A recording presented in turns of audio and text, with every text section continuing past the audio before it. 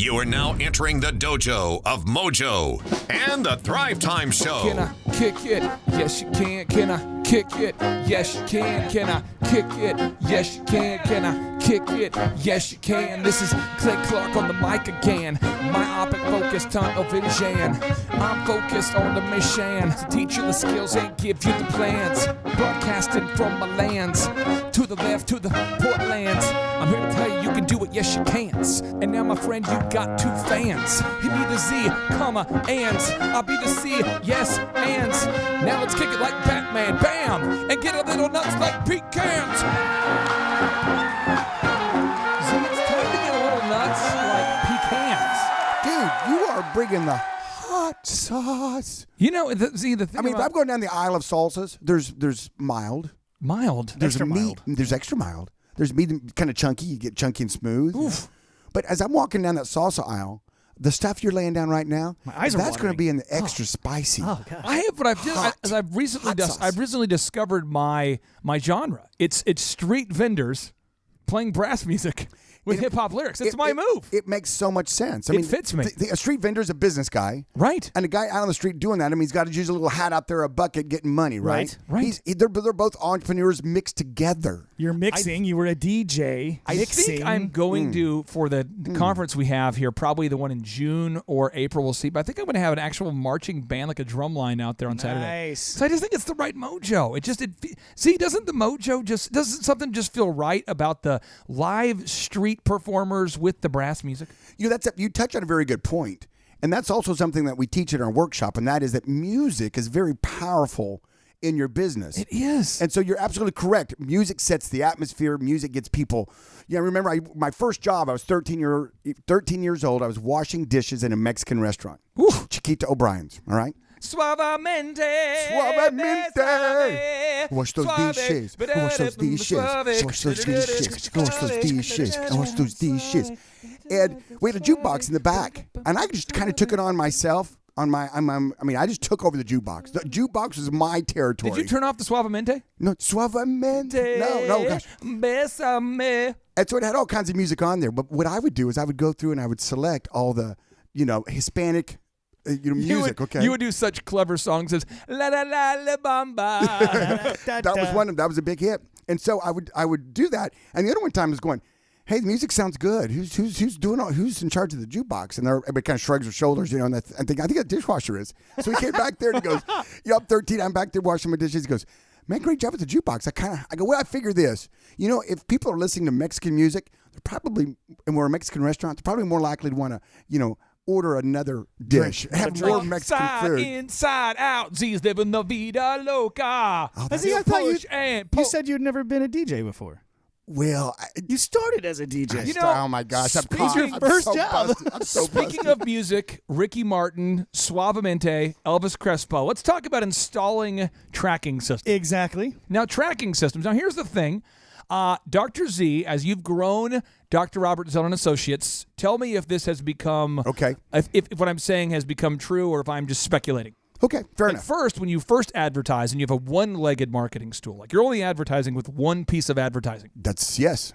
That was probably, what was your first form of advertising you did, like day one? It was the TV guide section of the local newspaper. TV guide section. And I did a little, it wasn't a 1/8, it was smaller than that. Little 1/16? Little corner, probably about That's that. so 30 hot. second. I'm searing my cornea just hearing it. Well, I figured it was the one part of the paper that people would keep throughout the week because it had the weekly TV schedule in it. Smart. And so it'd be sitting there on their table, all week long. He's a wizard. And the rest of the paper, they'd chunk after, So when a lead came in, you'd probably ask somebody, hey, how'd you hear about us? How'd you hear about us? And because you only had one way you were marketing, you really only had probably three options. One, I drove by, saw the sign. Correct? Two, a friend referred me. Or three, TV guide. Bingo. Did anybody ever say, I drove by and couldn't see the sign, so I came in? Ooh, tricky. You should make your sign blurry. I'll have to look back in my old notes. I'm not sure if they did or not. A real fun factoid. When you started your optometry clinic, was it year 1998, I believe? 91. 91, okay. So 91, you probably were listening to a little bit Ace of Base. I Saw the Sign. You probably had that in the background. Yes. Oh, yeah. I saw the sign. So how'd you hear about us? Like, I saw the sign. No, but seriously, you would ask people how they heard about you. And when the first time that someone said TV guide, did it blow your mind? Well, what I did was I made it kind of tricky. I made it like a coupon, so they'd have to cut it out and bring it in. Oh, and did it blow your mind when they brought it in? We're like, yes. Full of moves. So then you did the next leg. So think of the next leg you did. Technically, the Yellow Pages was probably the first one. So Yellow Pages first. Yellow Pages, to be honest with you. Second TV Guide. Second TV Guide. What was third? Radio station. So then you started tracking. Now, at a certain point, you don't need to track. All you track is gross revenue and how much you're spending on ads, because everyone starts saying, I saw your ads, I saw it on radio, I saw it on TV Guide, I saw it from a friend, I saw the sign, my person at church told me, I have a coupon. And I realized at some point it didn't matter. It didn't matter what brought them in, because I was committed to having multiple legs and committed to spending the money on advertising. But I would bet you, if we had 10 new business coaching clients we're working with, let's say we had 10. Okay. I would bet you, I put this on the screen so you can see it, Z. I bet you 90% of the business owners have never tracked their advertisement ever. So this is a new business. They just opened up in Owasso about 8 weeks ago, and they have sold, look at that, $27,000. That's a tip-top canine location in Owasso. Woof, woof. That's roughly, is he operating a 70% profit margin? Look at that, dude. I want to start training dogs. I know. Dude, listen, he only spent $233.21 on ads, and he brought in $5,963 of deposits and $27,000 of gross revenue on less than $300 of total ad spend. You know what? Kids these days have it so easy. Oh. I mean, don't you wish we had some of the availability to spend that kind of money? It's a lot easier now. It's so much easier now. It's so much easier now. It's easy. I was like, here's the barrel. We're going to set about 3 ducks down here in this barrel and give you a gun and just have at it. Marketing and growing a business today is significantly easier. Significantly And we're not saying that as people that now don't own businesses. We're saying that as people that currently do own them. I'm saying it's gotten easier every year. Now, here's the deal. Peter Drucker, if he were here, the legendary management expert, and Shep, on the show notes, I want to put his credentials up there so I don't belabor it on the show today. But he is if you don't know anything about management books, you'll read Peter Drucker books. But he's known as kind of like the father of management. He says, Z, if you can't measure it, you can't improve it. I repeat, he says, if you can't measure it, you can't improve it. Why, Z? Why? Well, you have to. If you can't measure it, then how do you know it's getting better? You have to know it started here and it's going to here. I just go off of feel primarily. I'll look at my numbers and I'll say to myself, I'll tell you what, I just wake up in the morning and say, how do I feel today? To me, I look at it like, dogs have 4 legs, right?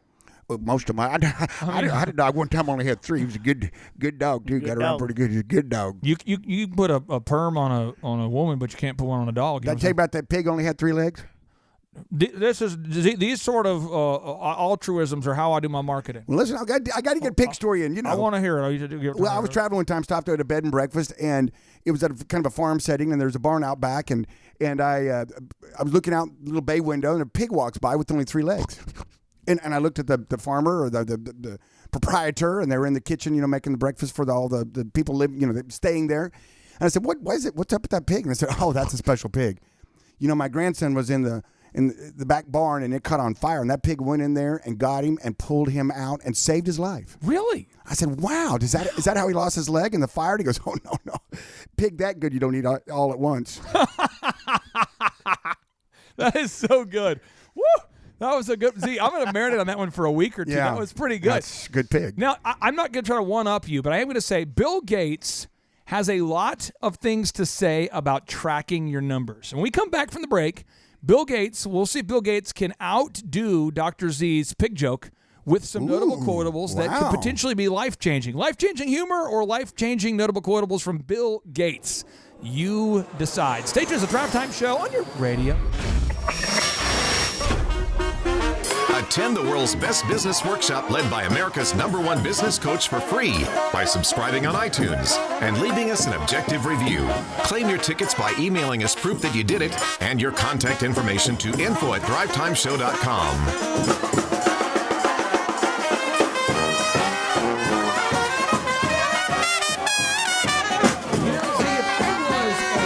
If I personally became a form of music, if a form of music was me, I think that music type would be a street performing brass band, because it's like it's detailed, it's tight, it's succinct, but it's kind of crazy. It's kind of crazy, and I tell you what, that intro was really nice, and someone's listening to that right now going, "What's the catch? What's the catch?" I mean, seriously, what's the catch? Well, let me walk you through this, Mr. Listener. Paul Hood is one of our advertisers, and so if you have been in Tulsa for any amount of time at all, you'll know that Dr. Zellner has faithfully advertised on radio well before our show went on the air. You see, our show's been on the air for about a year and a half, and he's been advertising in Tulsa on the radio for 26 years. And so you advertise, as rumor has it, on radio because it works. Absolutely. And Paul Hood, and hadn't been a big advertiser before, and he thought, he told me this. He said, I would like to become the Dr. Zellner of accounting. Cool. Yeah. And so he decided to start advertising. And it's crazy how many business owners listen to this station. And so over time, he said, I want to advertise more. I want to be a bigger part of it because so many people will ask us, hey, Mr. Thrive Business Coach, who do you recommend for accounting? Because if you look at all the statistics that are out there, if you ask the average person, if you ask yourself, not that you're average, but do I like my accountant? On a scale of 1 to 10, if 10 is a very proactive accountant and 1 is very reactive, how proactive is your accountant? And most people, upon further review, are not happy with the level of proactivity of their accountant. And so Paul said, in order for us to make a bigger impact and to make a win-win, to help more people in Tulsa improve their businesses and to get in front of more clients, I would like to subsidize or sponsor the workshops. And so this is what happens. Paul is the one paying the money. There's no such thing as a free lunch. There you go. So what you do is all you have to do is your part. So if you find Thrivetime Show on iTunes, all you have to do is do a Google search. Just search on Google for Thrivetime Show and the word iTunes. Once you find that, at the time of this recording, I'm going to pull it up real quick here. So, Chip, I'm going to see how long it takes me. Here we go. I'm going to type in Thrivetime Show on iTunes. This is on Google, and it came up here. I see it. All right. Now I'm going to see it there. There's 593 ratings as of the time of this recording. Wow. I'm going to go ahead and click the blue button here to view the show in iTunes. When I click that, then it's going to have a little prompt that says, do you want to open iTunes? I say yes. Follow the blue. Follow the blue. And then what I have to do is I have to click the subscribe button, which is underneath our thumbnail, so that we're about 90 seconds in.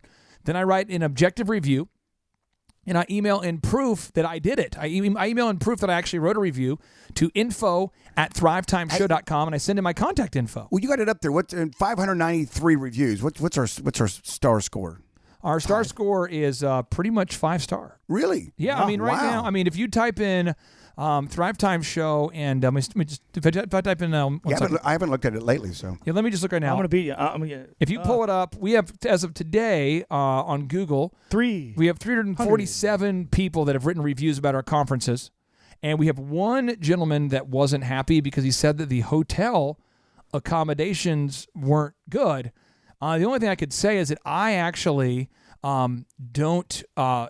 We don't, as a program, we recommend that people would stay at the Renaissance Hotel. We have good relationship with them.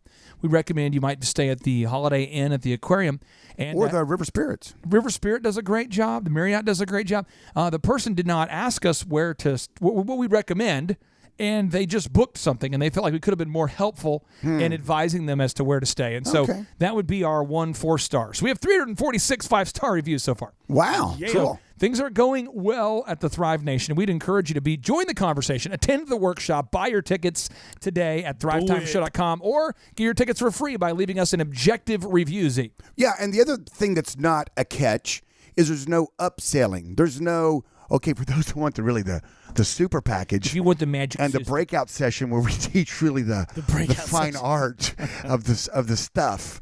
That's an extra, $2,700. You got to meet the man behind the curtain. And that's why if you type in Thrivetime Show reviews into Google, you can see over 500 video reviews from real people on video explaining their experience. And you're going to hear that time and time again, that there was no upselling, there was no high pressuring. Now, Z, Bill Gates has 3 notable quotables about knowing your numbers. I'm going to read them all in a row, and I'm going to see if you can break them down. So here we go. He says, know your numbers. Knowing your numbers is a fundamental precept of business. He goes on to say, I've been struck again and again by how important measurement is to improving the human condition. He says we all need people to give us feedback. That's how we improve. So, Z, I think he's fairly passionate about us knowing our numbers. Why? If you don't look at your P&L on a regular basis, if you don't know what your numbers are, if you don't know what it costs to bring somebody in, if you don't know what your profit margin is, if you don't know how much it costs to make that widget, if you don't know your numbers, picture this. It's a windy day. You've got the kids loaded up, picnic basket, and you're going to the marina to get on your brand new sailboat that you just bought. Except unbeknownst to you, they forgot to put a rudder on it. And you load up the family, and you kick off from the dock, and you go out there, and you can't control where you're going. That's scary. Right? That's scary. Yeah, that's what it is. If you don't know your numbers, how can you just make management decisions? I hear people all the time say, I'm going to make up for it in volume. Yeah, that's like... Volume works both ways, though. I hear people that are literally, they lose money on every deal, and they want to do more deals. Yeah, exactly. It's kind of like the trucker that says, "Yeah, I'll lose $1,000 on every run. What are you going to do? I'll buy more trucks. Give me more trucks. I see. Talk to the contractors out there listening who don't charge a deposit and who aren't firm with their payment terms and who are extending credit, or the business owners out there that are invoicing people and then not staying on top of how much money's owed to them. Talk to the person there who's fighting them. Can I preach a little? Preach it, please. I haven't preached in a while. Preach it now. Can I get an amen? Amen. Can I get an amen? I'll give you an amen. Now listen here. Nobody wants the money in your bank more than you should want it. Make that wallet fat. Keep Jack. Ha. And I tell you what, if you're out there doing something for free, Go ahead. shame on me. What? For not telling you to go get the money. What did you say? Honey, go get the money. What'd you say? Go get the money. That's what he's saying. Listen, folks, you got to say, give me half down Half day. before I start. Come on now. Half down, because I'm not a clown. That's good. Come on now. That's Come on good. now. You feel me? Can I get an amen? Can I get an amen? Because if you don't, you get this. Oh, yeah, I'll, We just went back to white church, by the way. Circle back up. yeah. You just left the African-American energy. Now we're back at like a Presbyterian church. Okay, now, guys, if you sit down, please. So, everybody. if you're not very proactive on getting the money, and I don't know why. You know, if you're a construction guy, for example, you're really good at what you do. You're really good at, chop, all that kind of stuff. But there seems to be this timidity. You know, they're not timid to go ask for the deal. Right. They're not timid to come in and bid the deal. You know, they're not timid to do that. But there's something about going, I sure would like. I don't understand it. See, I really have tried to understand it. Chup, you're a business coach. I don't get it. Especially for you construction guys out there. You have to buy those materials before you can even start. So it makes sense to the customer that you need money. It's not like... Can I give you an example? There was a printing vendor I used to work with years ago, and they would send me an invoice for ink that would be like $1,000. And a lot of times they would mail it to the wrong address, or they would send it late or whatever. And I talked to the owner, it's a small business, and I said, hey, can I just put a credit card on file? Please. And then each month, will you just email me a receipt and just charge it? And they said, well, we're not set up to do credit card because it costs like an extra 2-3%. And so eventually, I'm not kidding, eventually this guy goes out of business. Well, yeah. And I remember talking to the guy and I said, how many people were like me? Because when he went out of business, all of a sudden he's trying to collect everything. I said, how many people were like me that owed you more than $3,000 that you notified last minute that we hadn't paid you? Like, how many of us were that? He goes, oh, there was probably hundreds. Yeah. And I'm going, that's why we went out of business. What in the world? I mean, that's just not a move. So unless you are a bank, don't act like one. And if you are a bank, act like one and stay on top of it. There you go. So Elon Musk writes, he says, I think it's very important to have a feedback loop where you're constantly thinking about what you've done and how you could be doing it better. I think that's the single best piece of advice. Constantly thinking about how you could do things better and questioning yourself. So Z, on a capstone thought here, your business coach will help all the listeners out there build an effective tracking sheet. But for anybody out there that's, I'm too busy to track. I forgot to track. I thought my husband was going to track. I thought my wife was going to do the tracking. I just don't have time to track myself. I thought they were going to do it. I mean, Z, what would you say to someone who's perpetually not tracking? Well, you got to inspect what you expect. And that is the way you do it. That's one of the forms of doing that. You don't just show up at the office and go, well, everybody's here, and I guess looks good. Looks good. Okay. Looks good. I'll see you guys later. Feels good and looks good. You've got to have that. What that also does, Clay, it does something really fun for the team. It allows you to set some goals. Expectations. If you're tracking, if you're like, okay, we saw this many patients today. If we do this many we get something. Now, Thrive Nation, when we come back, we're talking about how to name your company.